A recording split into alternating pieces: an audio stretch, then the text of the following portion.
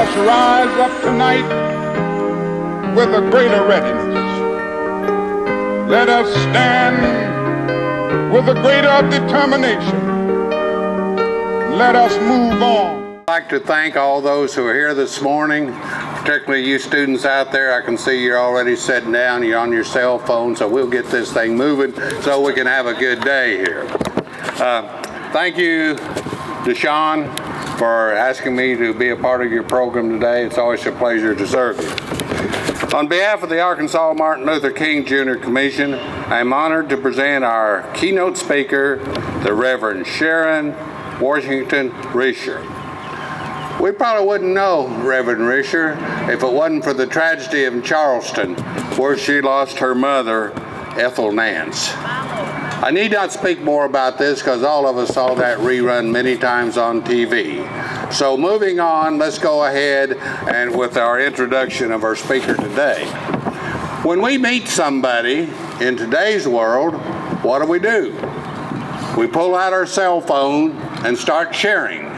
We don't go into a lot of this dry stuff, so let me get to the cell phone stuff right off here. She is a staff chaplain and trauma specialist at Parkland Hospital in Dallas. In history, what do you remember Parkland Hospital for? Give me 3 letters. JFK, right on. Well, Reverend Risher is a worker there.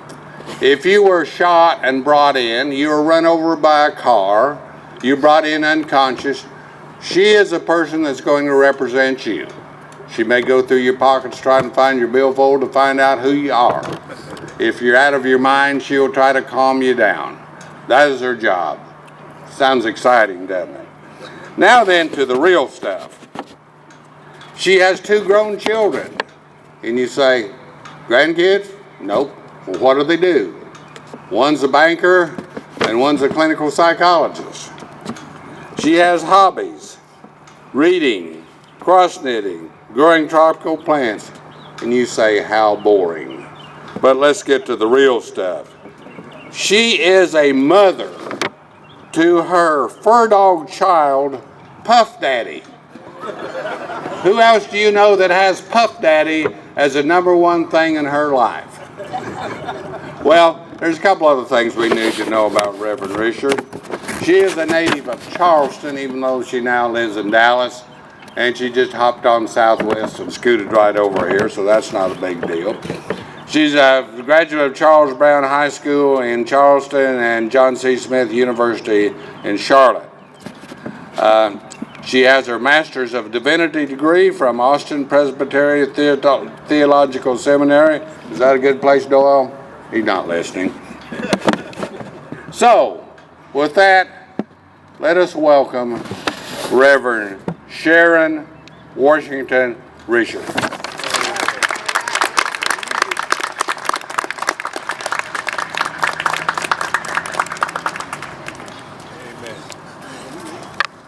First of all, I want to say thank you to the Martin Luther King Commission. I want to thank all of you that are here today in the sun waiting for lunch. But you'll have to wait just a minute because I have a couple of things that I want to share. I'm so glad to be here in Little Rock. I've never been here before. So I'm glad to be in your great state.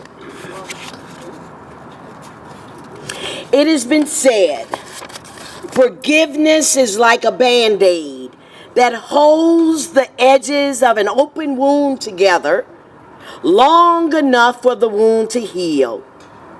But after that wound heals, there are scars. Scars that are left from whatever it is that we're having problems with. Scars that leave deep wounds. The majority of the Emanuel Nines family declared their forgiveness to Dylan Roof, the shooter, saying that forgiving him will allow them to move forward in their grief and in their lives. The world listened and saw through the news media when my sister, 48 hours later, making a statement that she forgave Dylan Roof. That sound bite of forgiveness was spread around the world, and Charleston was praised for being a forgiving community. But here's the flip side of that.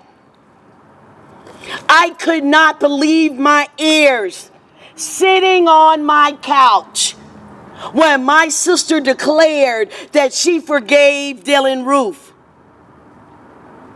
I couldn't believe my ears. I did not forgive this man that walked into a church and killed 9 people. Who was my sister speaking for? Surely she was not speaking for our family. I wasn't ready yet. I wasn't ready to forgive someone that walked into the church and murdered my mother and 2 cousins and my childhood friend and everybody else that was killed in that church that night.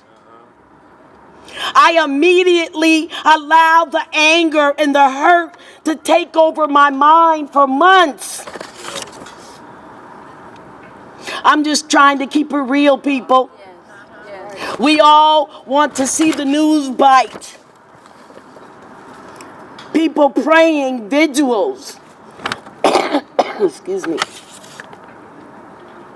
But the real deal, a lot of hurt, a lot of pain. The citizens of Charleston needed to hear that, I believe. They didn't want Charleston, the beloved holy city, to be another Baltimore or Ferguson.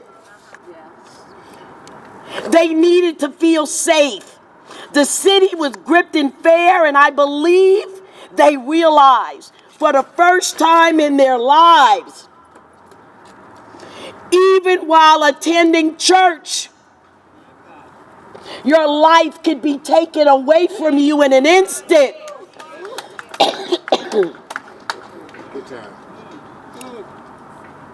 But you see, I get that. It's embedded in my heart. Yet forgiveness was far away from my heart. I haven't found the scripture in the Bible yet that spells out the amount of time it takes for you to forgive someone. So I'm allowing myself to deal with the pain and grief I was feeling.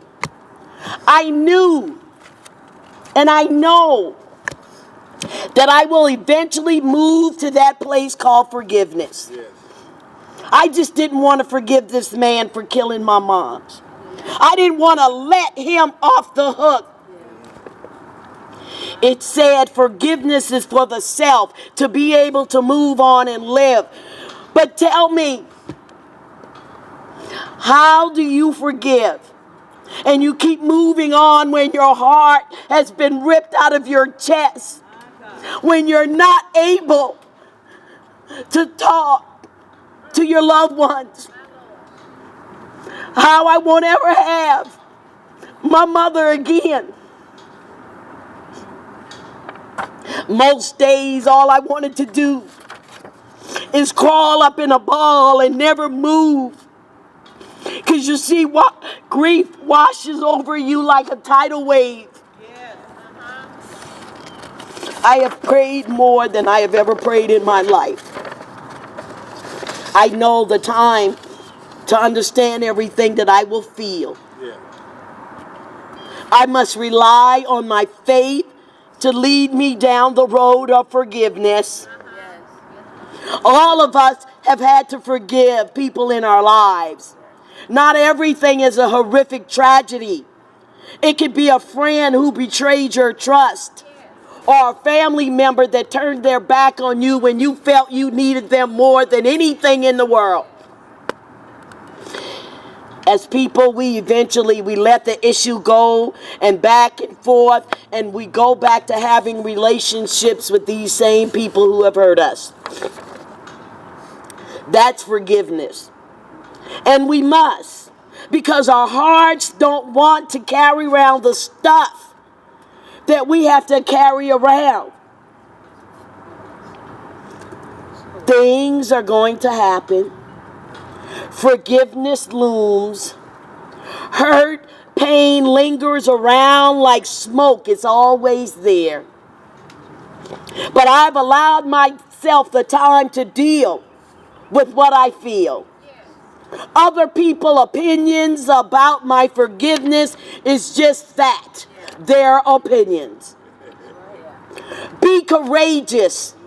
Give yourself permission to take your time to get to that place. As you go through your own process of healing, remember, it's not a sprint, but a marathon. Take your time. Go at your own pace so that when it's there, you can have a sense of accomplishment and know that you fought hard to get to that place. I could say my anger has calmed. The pain I feel in my heart, it's still there. But I'm allowing myself to grieve how I see fit. I talk about my story, telling it like it is and not giving people what they want to hear.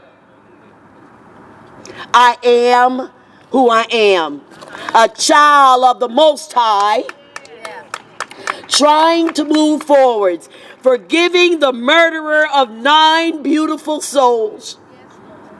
The power of forgiveness is beyond all human understanding.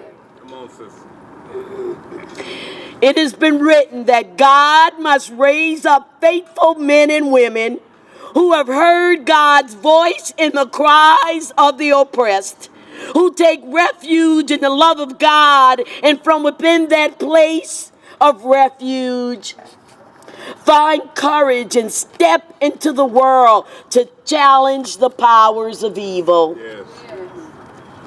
As a community of people, we are called, and each and every one of us are called. We must not stay asleep. It's time for action. Yeah. Prayers and vigils are the right thing to do. But what else are you going to do? All right. Perhaps we are learning the inescapable lesson that the battle is not over. The indictments we seek but do not achieve certify that conflict and protest will be our lot for years to come. Yeah. The struggle continues. The struggle is real. Yes, it is. So in conclusion, the act of forgiveness is about being true to yourself, becoming aware of and taking action. If you have nagging feelings that you need to be doing something more than you've ever done in your life, if you're being shaken to your core so that you are required to speak up for yourself and for those who have been killed or injured from violence, I challenge you today to wake up and do something to help your family, your community, and America. Wake up, everybody. No more sleeping in bed. Thank you.